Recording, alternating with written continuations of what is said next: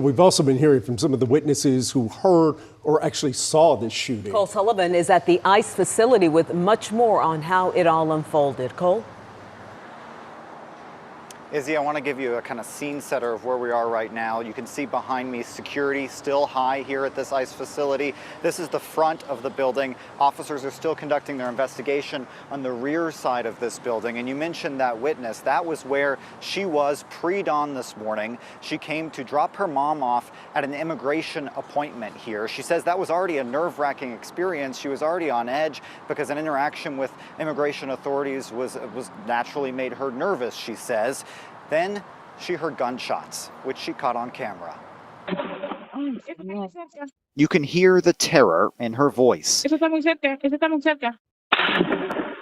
Robleto tried to figure out who was shooting and from where. Fueron como 20 detonaciones las que se escucharon.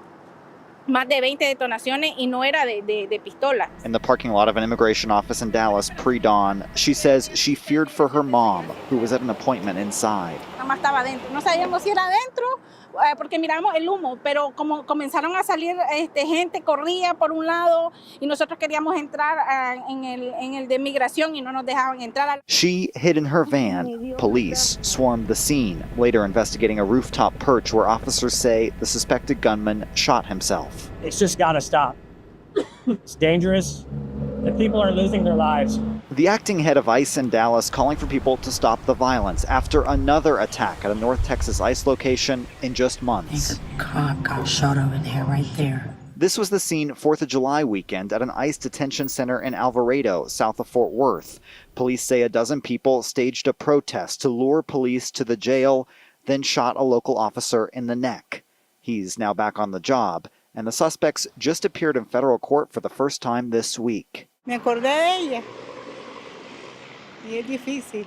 Robleto's mom, Myra, made it out okay. The FBI says the suspect wrote anti-ICE on his bullet casings, but shot immigration detainees and terrified the people caught in the line of fire. Es una cosa horrible porque en ese momento no me puse a pensar en mis hijos, sino que en mi mamá.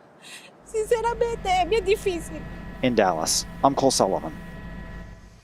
ABC News spoke with the acting director of ICE, and Todd Lyons described how operations have changed to account for the level of danger right now.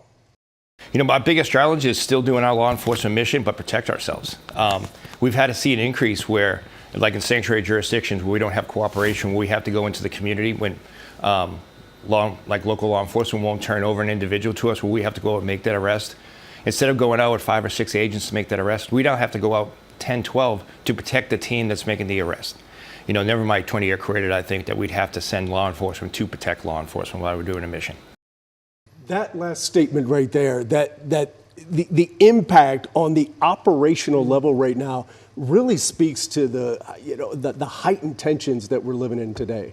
Yeah, it absolutely does. And I've even been talking to DPD sources who tell me that even in those big events when they have political figures that are coming in, they are rethinking everything, how they are protecting the people and the audience. I mean, it's just really a very scary time while for protecting people, themselves while protecting themselves as well. Yes. Yeah, it's not just the operational side of it, it's the detention side too. This was happening inside of federal facilities where these guys are being moved in or out of at the time this morning.